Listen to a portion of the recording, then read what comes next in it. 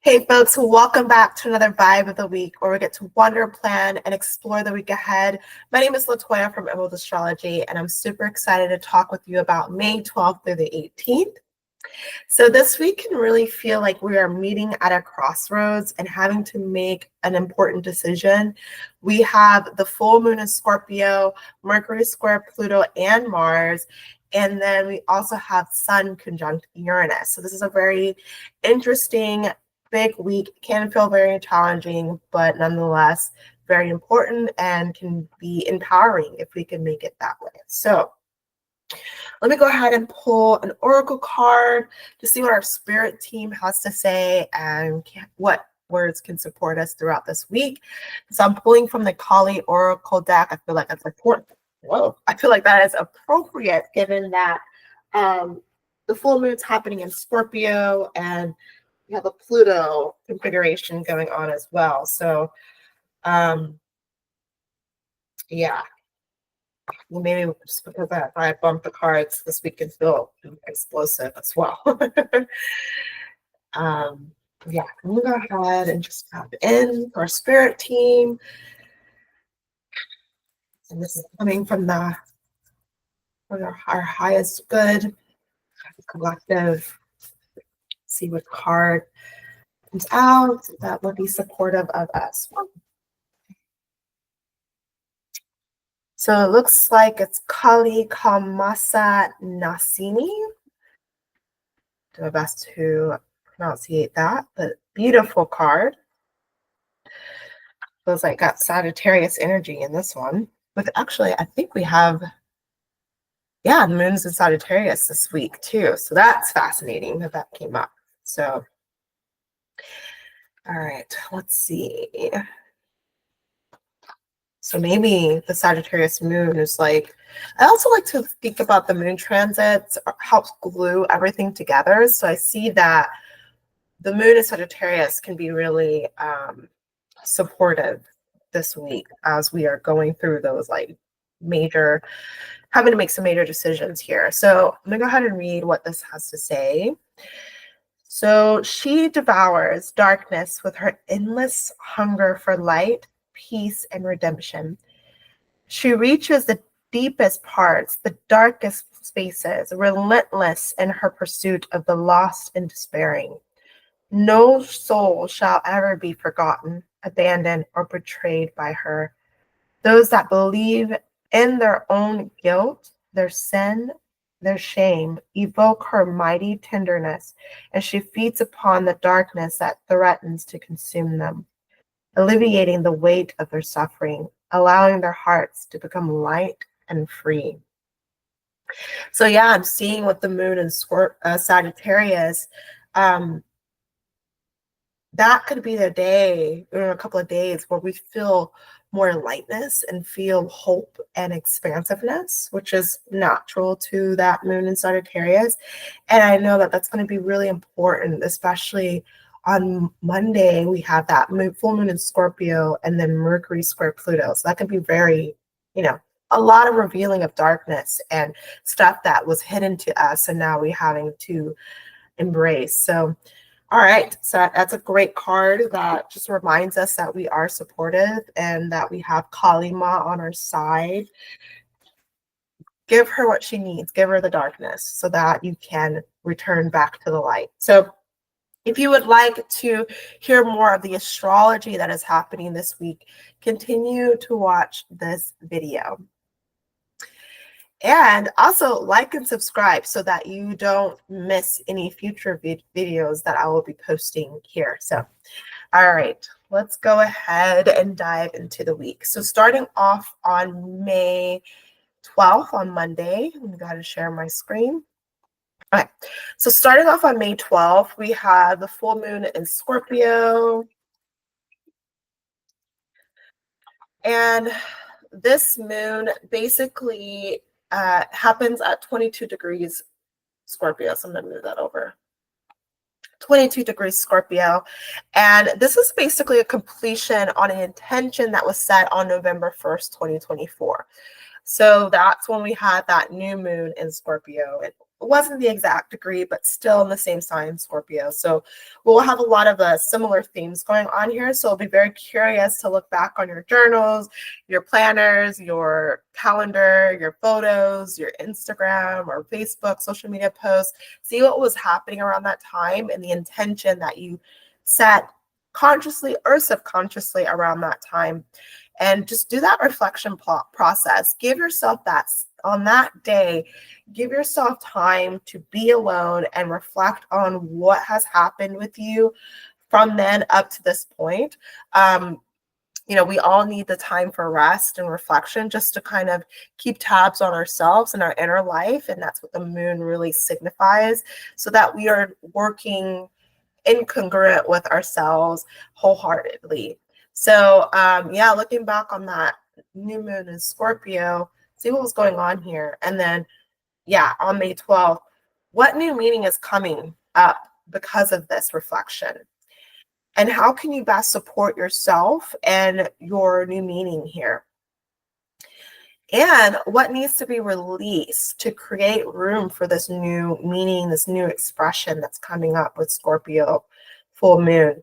I will be talking more about the full moon in Scorpio and the details of that. So if you want to become a moon fan, just go ahead and become that patron using the link below, and you'll get some insight on that moon, full moon transit and how to work with it.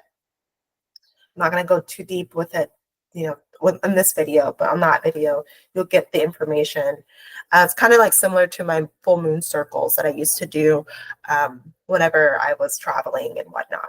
But this is a good completion time to reflect and think about, what have you experienced up until this point? And with Scorpio themes, it's more of like, it can be dealings with feelings, darker feelings like resentment, anger, frustrations, feeling betrayed, and having to rise above the situation and become the phoenix that you can be. And then moving on, we have Mercury in Taurus square Pluto here. And so this configuration could really be, and is at 3 degrees of the sign. So these are both fixed signs, Taurus and Aquarius. And this can be very challenging. This could be a very thought-provoking transit. This could be thought-provoking conversations that are coming up and revealing what has been hidden. And that could have been like, you've been sensing it, but it hasn't been like in your face until this moment. And now we're having the conversation, Mercury conversation about Pluto, darker hidden topics that either are very sensitive information or just like can be dealing with resentments, can be dealing with people that are just like working behind the scenes. And now finally the information that you've been sensing is coming up now. So that could be very insightful on like what you've been dealing with. And then if you want to apply it to your chart, if you're Leo rising, like in this chart example, this could be coming up with dealing with other people and your work situation. So 10th house is career, work, your public life. 7th house is partnerships, people that you deal with on a one-to-one basis. So this could be a very like triggering conversation. This could be really revealing power dynamics, the true power dynamics, and even power struggle that comes from that. So brace yourself on that Monday and remember your center. Remember where you have power, and where you have power is how you react to the situation. You don't want to be overreactive and then making the situation worse than it should be. Just being more, I feel, especially with Pluto having the upper hand, this can be overbearing in a way, but still, with Mercury being there and being the type that can be flexible, I think the way that we can navigate this configuration that can be difficult, especially with the full moon in Scorpio, heightened emotions.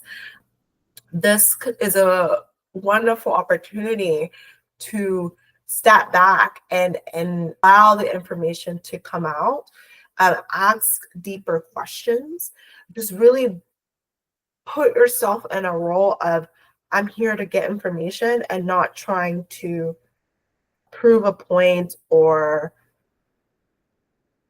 trying to take control over the situation. I'm here for information. So that is what I'm seeing with that configuration. It's that where you have power is taking on the role of, I'm getting information from this person to really understand how they think, why they behave that they do, and where do I have position. Moving on to Tuesday, May 13th, that's when we have that moon shift into Sagittarius. And so things can start to feel lighter, can start to feel like, okay, I have grounds on where I can grow and evolve. And it's waning in Sagittarius. So this is a wonderful moon to release any kind of hope for growth in a certain direction and pick a new direction, you know. So after that conversation with the Mercury square Pluto, that might show you where you actually have grounds to grow. And it may not be in a direction where you initially thought or hoped for. So yeah, this is an opportunity to step more and lean more into a more clear direction of growth and just saying, this is where I can, and I'm going to release that darkness, release what was hidden from me, and move forward in a better direction that is more inspiring and conducive for my intellectual, spiritual, emotional, mental growth. So that's May 13th. Then shifting into May 15th, we have moon shifting into Capricorn. Put the moon in Capricorn here.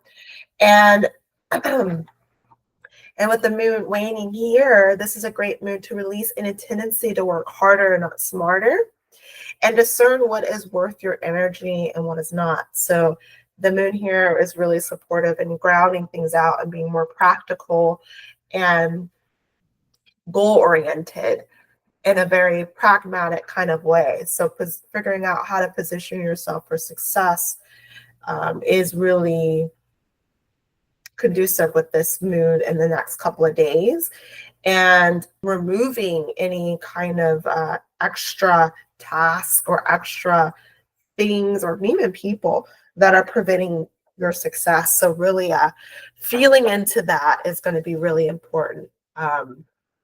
You know, if you're getting any kind of insights during this time, really listen to them, because the moon works in subtle and mysterious kinds of ways. So be receptive to that. Okay, moving on to Friday, May 16th, we have Venus finally out of her shadow. She's been, she was in her retrograde cycle for a while, and now she's officially out at 10 degrees Aries. And so she's like out in the morning star, ahead of the sun here. So the sun's here, she's out in the morning. So you should be able to start seeing her early in the morning, being the morning star, the light bringer. And this signifies, you know, a moment where we can start to integrate with the retrograde lessons that we've been having since March 1st, and getting some quick feedback on decisions that we had decided to make on April 12th. So this is what March 1st is when she stationed retrograde. April 12th is when she had station direct. And so now we can start integrating with those lessons and really get those feedbacks, especially in the area of relationships, in the area even of how we are handling our money and what we are seeing that is valuable and pleasurable, and especially in a very Aries kind of way. So she is more independent, more strong, more opinionated, more self-interested. Venus is much more, more pioneering, more which is ready to take lead and take charge of her own desires and pleasures and not waiting for anybody else. And so that will be really interesting to see how Venus is showing up for you. I know for me, she is the way she's been showing me is like I needed to take more charge of my own dreams and life and aspiration as a diviner, and making decisions that is more conducive in that kind of way, or creating more space for me to practice more divination. Um, and as I'm saying that, I'm kind of seeing like with Aries, Aries is not clear, not always clear on like the 10 steps ahead. It's more like one step at a time. And so for me and how it's applying, it's like, okay, I know like with her showing up in my ninth house and also my Venus return, she is revealing to me what is important as a diviner, and taking that next step on where I can show up as that is really important. And that next step for me and what that looks like practically is doing more markets and more festivals. And hopefully my website will be up soon. I've been working on that too. So that will be a place where you can kind of go back and look at all the blogs that I've written. But yeah, so that could be uncomfortable because Venus is not comfortable, or she is not in her normal or usual expression in Aries. It's kind of unconventional. It's a little bit more, again, self-interested, but still she needs to get her job done. And so thinking about where Venus and Aries is for you, or where Aries is ruled for you, is where you'll see a lot of the conversations around relationships and what you find valuable, and making space for that and nurturing that is important. And you'll be getting quick feedback moving forward with starting May 16th. Okay, that's all I wanted to say with that. Hopefully that makes sense. So yeah, think back on how Venus has been showing up for you starting March 1st till April 12th, and then now May 16th. So on May 17th, move forward, we have the Sun conjunct Uranus.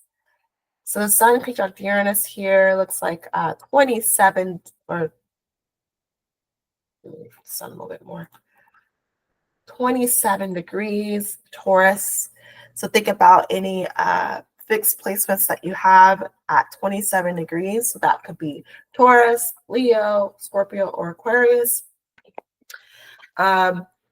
Thinking around, it could be you have angles there. So your MC might be there. I know for me, my MC is at 23 degrees Taurus.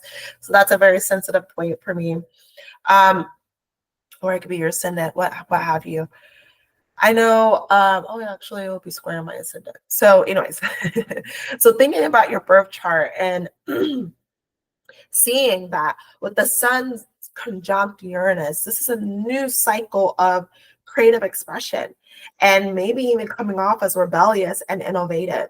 So this is like changing things up. Now with it being a conjunction, it's not necessarily an expression for everyone to see. This is kind of like behind the scenes. It's like a cazimi going on. So Uranus, from our perspective, is being burned up by the Sun and creating this new overwhelming desire maybe to break your personal status quo. And this can come out in unexpected ways if you're not working with this energy consciously. So this could end up being unexpected events happening behind the scenes that now is demanding your creativity, your creative ability to create solutions. Or if you're working with this conjunction consciously, this could be like, yeah, you're finally like, I'm just gonna freaking do it. It's having that kind of like attitude this day can be an expression of this transit. And this is, really a great one personally, I think, because maybe you're tired of doing the same things over and over and over again, and you're ready to do something different and willing to just break the rules for yourself, and willing to to give things a try and plant those seeds. And then eventually, once that sun in opposition to Uranus, so let me see, that would be in Scorpio. Uranus will be still in Taurus. So yeah, we'll have that completion of that cycle in November 2025 of this year. We'll get a completion of what that seed is being planted on May 17th. So we're planting the seed of like, I'm doing something different. I'm trying something new. And then coming up to November 21st of 2025, that's where we get to see like the fruits of that seed planted and how we get to work with that moving forward. So that'll be really interesting to see how that cycle works for us. So I'm gonna go back to May 17th. Oh man, I want some more coffee. Guys, I'm so tired. What is going on? All right, so yeah, May 17th. And then Mercury will square Mars. Here comes the fighting words. On the same day of that conjunction with the Sun and Uranus. So we're feeling rebellious. Maybe life is calling us to be a little rebellious. We're seeing things are not sustainable, and now we're going to have to change things up. So we're planting those seeds.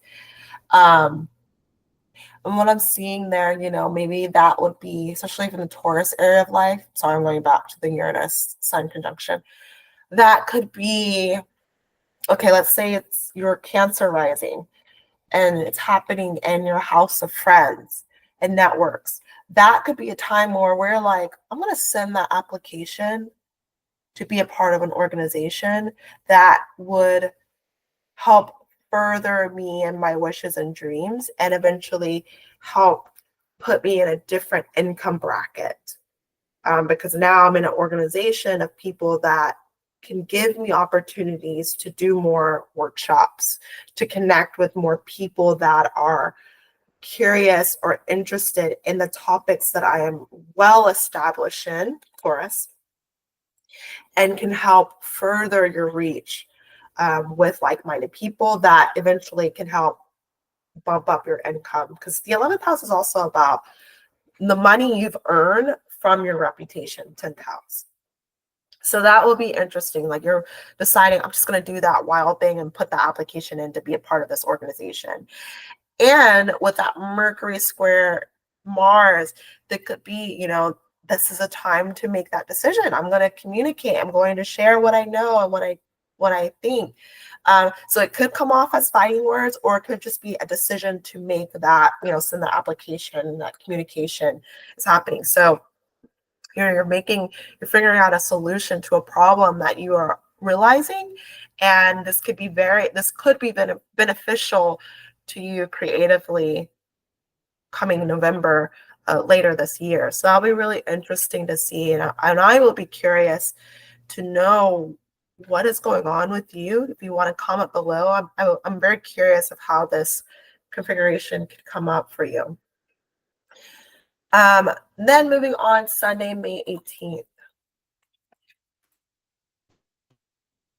We have the moon ingress into Aquarius, furthering supporting our innovative and breaking status quo energy.